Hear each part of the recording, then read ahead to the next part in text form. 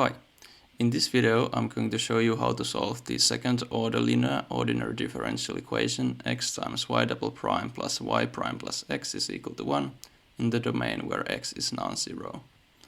We notice that if we let some function v be equal to y prime, then we can transform this into a first order linear ordinary differential equation x times v prime plus v, and let's take the x to the right hand side to get that is equal to 1 minus x.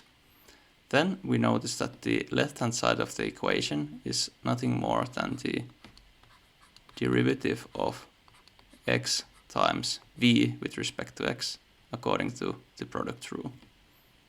And in the right hand side we have minus x. Let's then integrate both sides of the equation.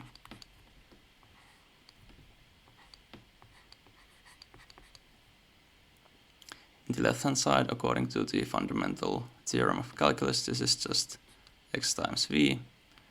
And in the right hand side we have the integral of 1, which is x, minus the integral of x, which is x squared over 2 plus some integration constant c.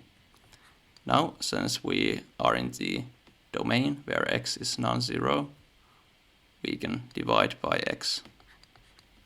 We get that v is equal to 1 minus x over 2 plus c over x. Now we know that according to the fundamental theorem of calculus, y is equal to the integral of y prime dx, but we said that y prime was equal to v, so this is equal to the integral of v dx, which is equal to the integral of 1 minus x over 2 plus c over x dx. Now the integral of 1 is x, the integral of minus x over 2 is minus x squared over 4.